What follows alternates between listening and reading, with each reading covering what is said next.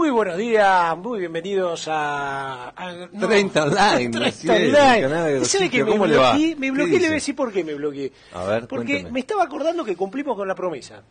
¿Cuál fue la promesa que dijimos No que íbamos me a acuerdo. laburar hasta el último día del año? ¿No?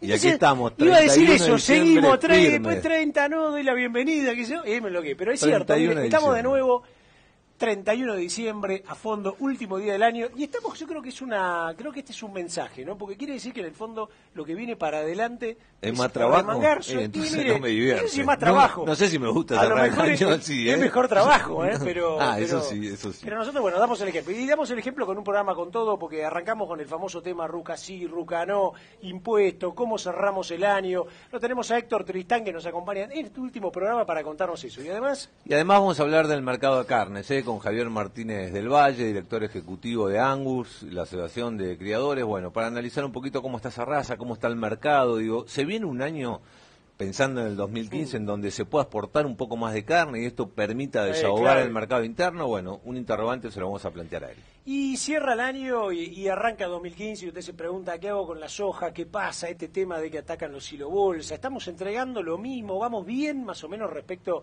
a lo que fue el 2013? Bueno, vamos a analizar un poco qué pasa con soja, qué pasa con maíz y qué pasa también con trigo. Lo tenemos a Leo Romagnolo de la Mesa Agrositio, operador que está a 100 kilómetros por hora todos los días, que nos va a contar un poco qué es lo que pasa.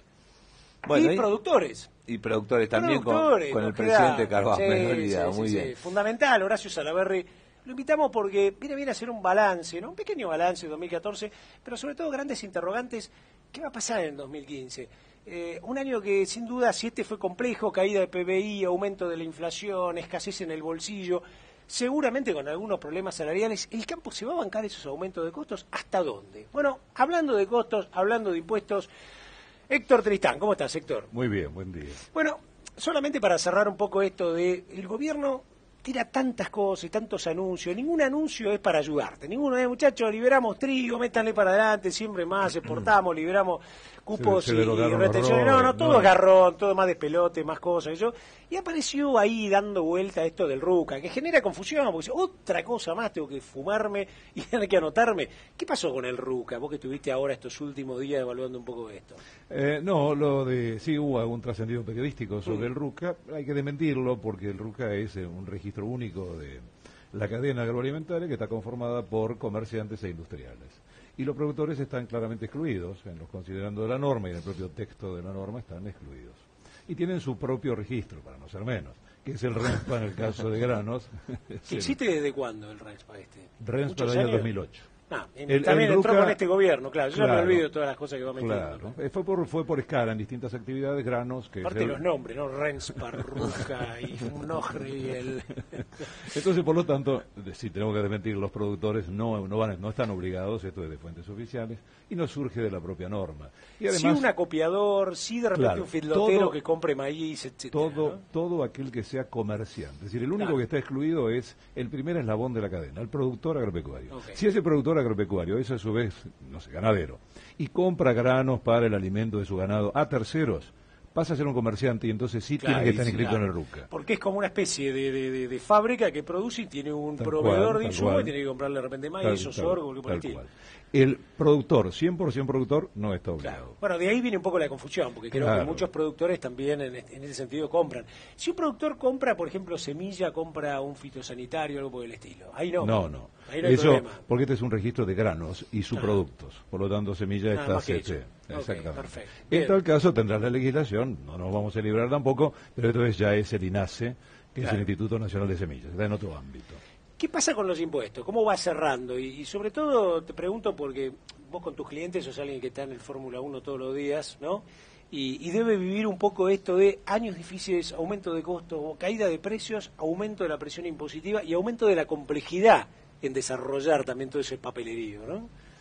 Todo eso, súmalo, ponerlo todo en ese orden y yo te agregaría además alguna cosa más, como caída de precios, complejidad en un contexto mundial, y todo hace un cóctel bastante más complejo y yo te diría, por lo menos desde mi opinión, no esperemos un 2015 mejor, es un año electoral, no se van a tocar los impuestos, va a aumentar la presión. Acá está la madre, yo creo, de todas las guerras, que es el gasto público. El gasto público tampoco va a temperarse. Así que yo creo que es un año como para, lo charlaba ayer con un cliente, ¿no? Hacer buenos ejercicios natatorios porque hay que cruzar agua turbulenta. Claro. Y yo creo que lo que debería hacer quien trabaja en esta industria, pero en cualquier habitante del país, es requerirle a los candidatos, que van a ser nuestros futuros gobernantes después de esta transición de apenas un año, cuál es, por ejemplo, en materia tributaria, un plan tributario. Porque la situación es muy compleja, sabemos que la presión tributaria es la más alta de América Latina, es decir, la gente tiene esto todo muy claro. El tema es cómo se sale. Porque aquí estamos, en esta complejidad, estamos en la presión fiscal, estamos, ¿cómo se sale? No hay soluciones que sean milagrosas, no podemos esperar que todos los impuestos sean derogados en 24 horas porque al día siguiente entramos en default. Por lo tanto, pero tiene que haber un programa 5 años, tiene que haber un programa 10 años. Escuchando de hace 15 años de la reforma impositiva, la famosa reforma integral impositiva. ¿Eso no se da por qué? Yo creo que no se da por varias cosas. Yo creo que la primera son por cuestiones egoístas. El gobernante lo primero que quiere es tener la caja bien armada, claro. Por lo tanto luego se pone a pensar en la eficiencia del gasto y en la equidad y en la buena administración de los tributos que financian el gasto. Tener el rebenque, digamos, una mano. Claro. Fíjate vos que los candidatos prácticamente nadie habla de estos. Están todo el mundo más o menos de acuerdo. Tibiamente alguien dijo derogaría las retenciones. Y no se ha bueno, dicho... eso nosotros lo ponemos acá como ejemplo, ¿no? Y vale la pena repetirlo, digamos. El único que presentó un plan de retenciones, vaya a saber si gobierna y vaya a saber si lo implementa después, es el PRO. Después no hay otro que diga, este es mi plan de retenciones, voy a bajarla, voy a eliminarla. Bueno, Adrián Pérez por Massa lo dijo también. Yo también lo he tenido acá sentado y me lo ha dicho en radio también, directo, ¿no? Un hombre que es la mano derecha de él.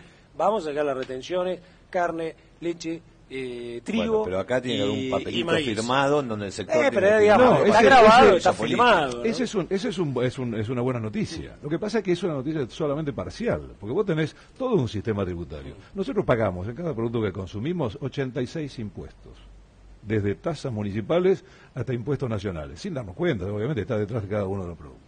No solo un productor, un consumidor común. Cualquier contribuyente argentino. Una docena de huevos, compra una leche. O algún producto un poquito más elaborado. Si suma todos los impuestos entre el propio producto y lo que fue paca sin traslado, etcétera, tiene una suma de 86 impuestos. Tiene una de las presiones más altas de América Latina. Es cierto, las retenciones son aproximadamente entre un 7 y el 9% de la recaudación fiscal. Y claro que hay que derogarlo por todos los argumentos que se han expuesto a través del tiempo. Pero no es el único impuesto, acá hay un problema cuando vos hablabas de la reforma, yo creo que además, uno es de tipo fáctico la caja, el otro creo que es un tema político, son 23 jurisdicciones que a la hora de votar y acordar por ejemplo, una reforma en impuestos provinciales, nunca, desde el año 1977, se pusieron de acuerdo todas las jurisdicciones. El único que lo hizo con un sentido democrático, abro comillas y cierro, fue Arguindegui en Salta en el año 1977, porque eran gobernadores militares, les dio una orden y la cumplieron. Claro. De ahí hasta hoy, nunca más se pusieron de acuerdo. Entonces, es un tema importante. Y a la hora de votar en el Congreso, votar, por ejemplo, una ley, recordemos que esto es facultad exclusiva del Congreso, vos tenés todos los intereses provinciales en juego y allí las alianzas.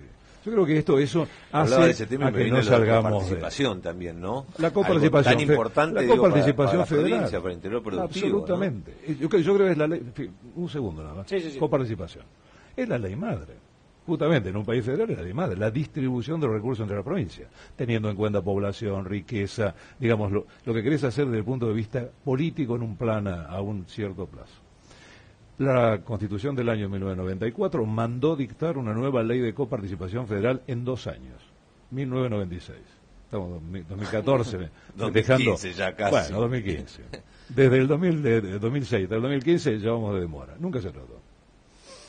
Tengo la última para cerrar. Me quedé Perdón, no quiero ser muy triste, pero pensando en el productor del otro lado que también te debe haber escuchado y se debe haber quedado preocupado, esto de 2015 va a ser un año con más presión impositiva. Entonces cuando yo imaginaba, ¿qué me habrá querido decir Héctor? Decía, ¿habrá algo nuevo que van a poner? nos van a correr más, digamos, como la Gestapo, a ver, digamos, cada uno qué hace y vamos a estar detrás. ¿Por dónde va a correr eso o va a haber más gente que va a pagar impuestos? ¿Por dónde va a correr más para vos el tema de la presión? Mira, yo creo que hay razones directas e indirectas, todas ellas fácticas. Por ejemplo, la falta de ajuste por inflación, con una inflación cada vez mayor, lo que hace es que haya una tributación sobre ganancias irreales por el solo, sin hacer nada. Ya hay anuncios de incrementos en impuestos municipales, no recuerdo ahora del municipio, 40% de aumento en los tributos. Todos los presupuestos por actualización, por ahí nos llevan en la mayoría, algunos ya hay con aumentos de alícuota, otros con incremento de base, finalmente el impuesto que se paga de bolsillo. Por ejemplo, en el caso de los productores agropecuarios, las retenciones de ventas por ventas de granos, el 7%, hay un sustancial atraso en la devolución. Eso es un empréstito gratuito que toma el Estado, que no le devuelve el dinero que es del productor. Cuando te lo devuelve con inflación mediante. Absolutamente, o devaluación mediante. Y así con una cantidad de variables como las que están puestas aunque no haya aumento de alícuotas, vos tenés una presión fiscal cierta en términos de tu presupuesto económico financiero. ¿Qué dicen los productores que llega este fin de año, los que cierran balance? ¿Qué te dicen, no? Porque yo me imagino, nos pasa todo, pero quiero decir, el productor en especial, llegar sabiendo que todavía no tiene la cosecha, digamos, muchos recién acaban de terminar de sembrar, se encuentran con problemas de caja, gastos de estructura creciente, porque todos vivimos, y de repente le venís vos y le decís... Y además, teneme los papeles listos, flaco, acá no actualizan nada de lo tuyo y el impuesto va a ser cada vez más. Y sí, claro. Y la inmovilización de capital. No, la situación es realmente es muy seria. ¿no? Y es muy seria. Y cuando incluso lees algunos elementos que no son necesariamente el impuesto, pero que hacen al contexto, por ejemplo el caso del trigo, ahora que se está cosechando el trigo, y lees que hay un gap, una diferencia entre el precio del FAS teórico y el FAS real, de 400 a 500 pesos la tonelada. Hay un impuesto indirecto, no sé quién lo cobra. Claro. Pero hay alguien que lo paga, que es ese mismo señor que está enfrente tuyo y que corrió con la totalidad de los riesgos. Claro, que además, no recibe esa diferencia, digamos. No la pierde. Paga un impuesto por una plata que no recibe. Tal cual. Al principio vos decías una buena noticia. Yo creo que una buena noticia sería la derogación de los ROE, por ejemplo. Claro. Sí. Sinceremos el mercado. Héctor, impecable como siempre. Placer, Te paseamos por todos los gracias. temas. Yo diría que sacó un 10, ¿no? Te paseamos por toda la mesa, ¿no? Por ser fin de año. Un buen balance. Exagerado, pero bueno. Terminaste el final del En la 31 mesa de de diciembre. diciembre. En la mesa de diciembre lo dejamos pasar. Muchas Muchísimas gracias. Héctor, buen año. Feliz año. Bueno, nos vamos al segundo bloque, nos metemos en el tema granos. Y la gran pregunta, ¿qué hago con la soja? ¿Qué va a pasar con el trigo? ¿Puedo hacer algún buen negocio? ¿Y maíz? ¿Cómo me voy atajando ante estos escenarios para tratar de estar cubierto? Lo tenemos a Leo Romagnano ya en estudio en 1 minuto y medio.